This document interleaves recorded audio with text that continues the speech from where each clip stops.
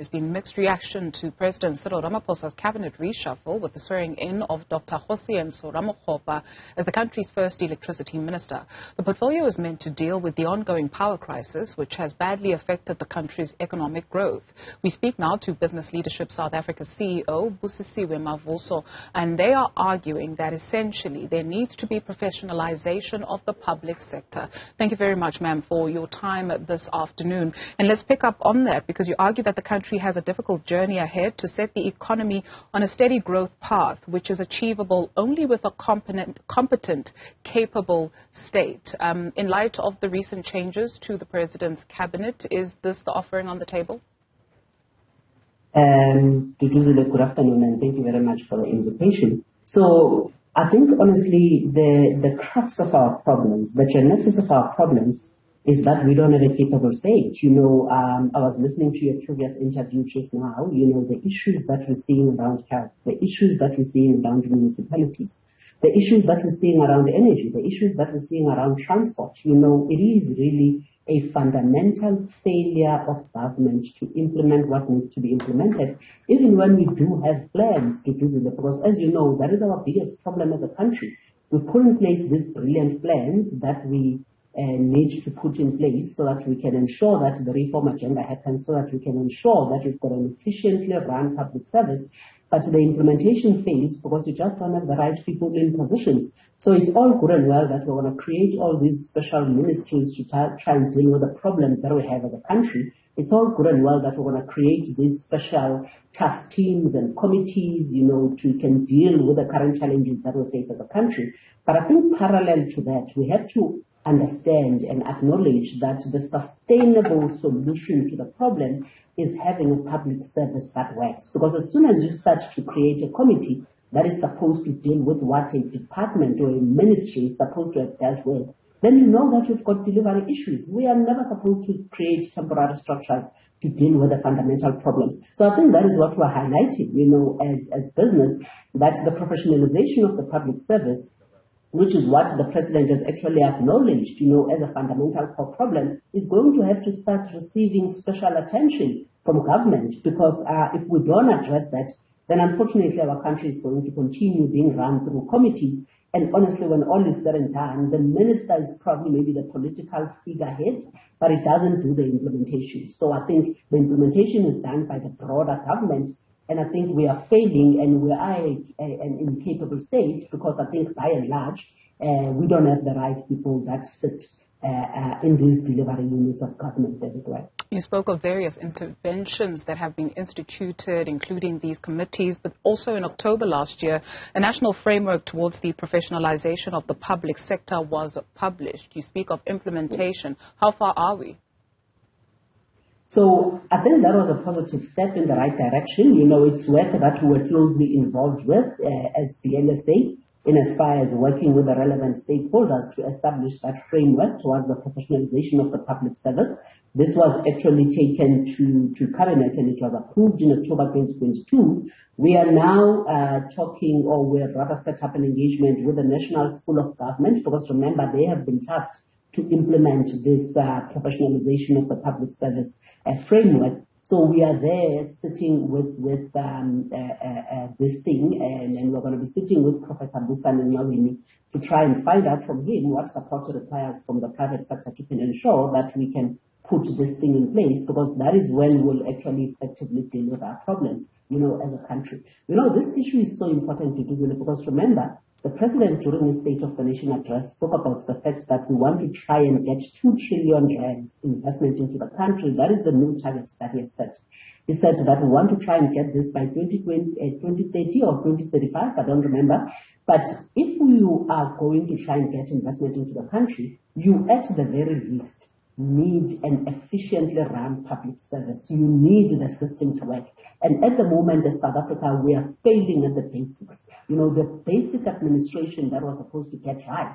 Because when you look at what investors are going to be looking for, they are going to want to come into a country where government works, where where when they apply for work visas, it doesn't take a year, where when you open the tap, the water runs, where when you switch on, electricity, it comes on, when you import and export goods, you should be able to do so, where a rail infrastructure is working, where your goods are not going to be sitting for months at the ports, because of the dysfunctionality of the transport system. So I think addressing, therefore, the fundamental public service is the real job that we should actually be focusing on. Because you can see that all or most arms of government that are actually supposed to deliver, on an efficiently run public service are failing, and it manifests in a conducive, or rather in an environment that is not conducive for business to operate. So the price we are going to pay, therefore, as a country, is that we are going to fail, to reach the target investment that the president has actually put in place.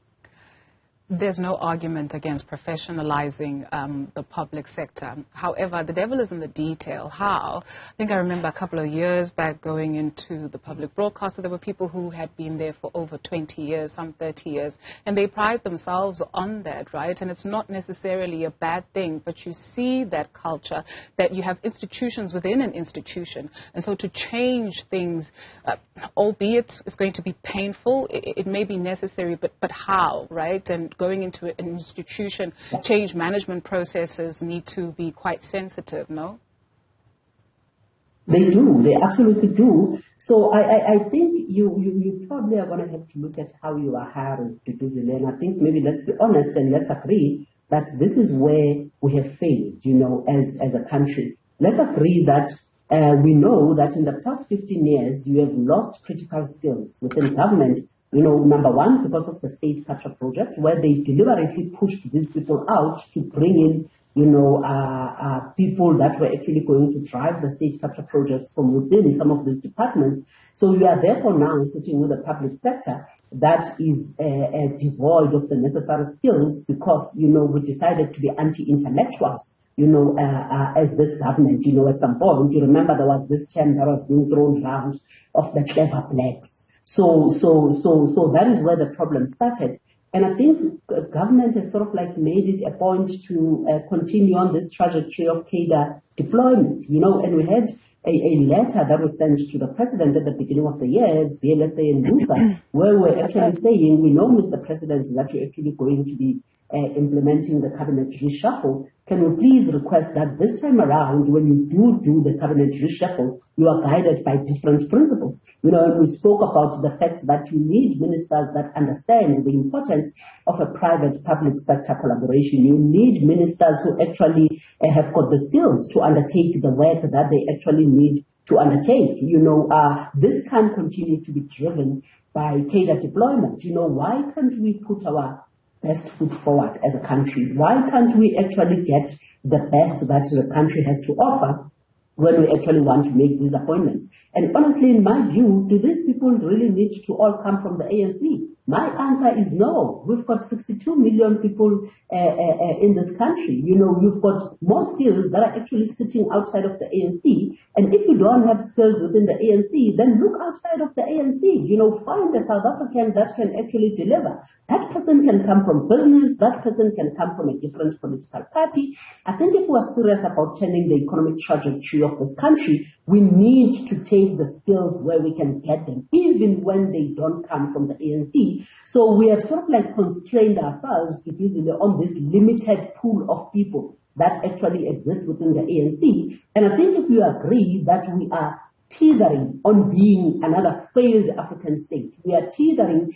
on actually failing to deliver, on all these things that we're failing to deliver on, where the network industries are actually not working, where you're sitting with about 75% youth unemployment in terms of the expanded definition, where poverty levels are actually at their highest, where you've actually just been grey-listed as a country, where you've got Standard & Poor, as you saw yesterday, actually changing our outlook, saying that, as much as you have done improvements from a fiscal perspective, the economic growth is being undermined because of the electricity situation. If you are sitting with so many problems that are actually an existential threat to the economy growing, why would you still want to continue doing the same thing and think that you can achieve a different result? It doesn't make sense. So honestly, I think really my view, is that you're going to have to cast the net wider. If we're talking about the professionalization of the public service, you can't limit yourself, to only a section of the population where you've got a lot of skills and status of excellence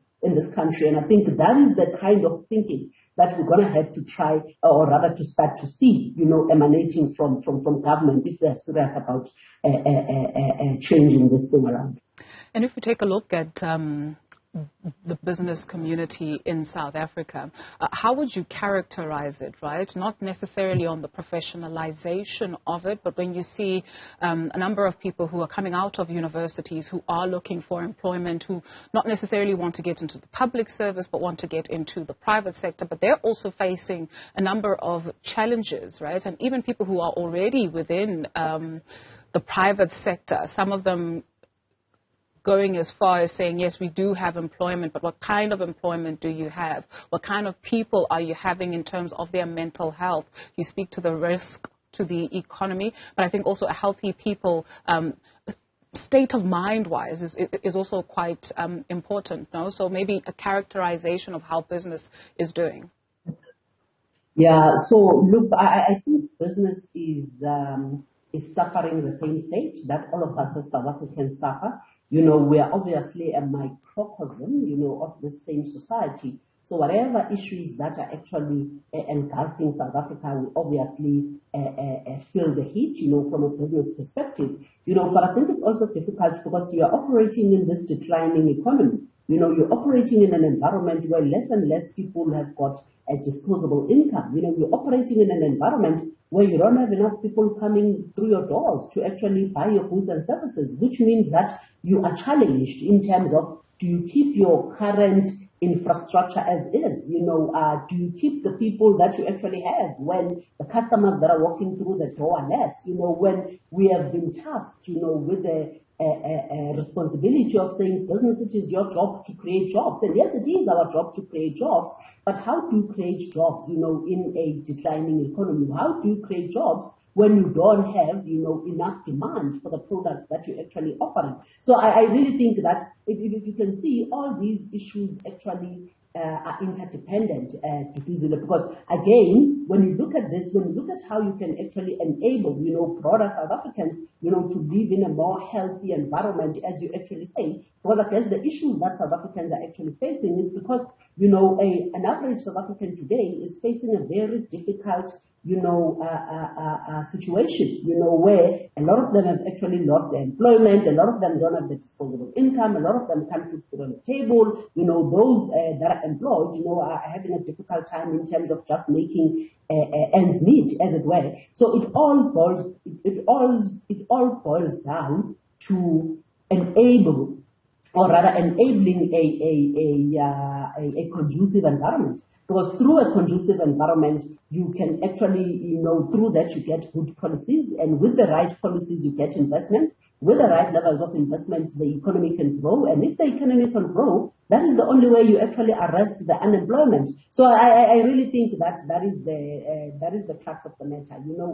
When you look at what are the basics that we actually need to get right as a country to can turn the corner, all of these issues point to the same thing. You need to create a conducive environment, and you can't create a conducive environment if you don't have a professional public service. You can't create a conducive environment when you continue to score own goals. You can't create a conducive environment when you don't have the skills, you can actually put in place the interventions that are required for you to be able to drive the reform agenda that we've actually spoken about. So I think really the 80-20 of this thing, still sits with government doing the right thing. And we stand ready to business to actually support government. I mean, you would see how much business in this country is coming to the party. I don't know if you saw the launch of the Resource Mobilization Fund yesterday by Busa, where we've actually put up 100 million rands as business, and a lot of that money is coming from DNSA in particular, where we've actually put up this money to help government to get the resources they require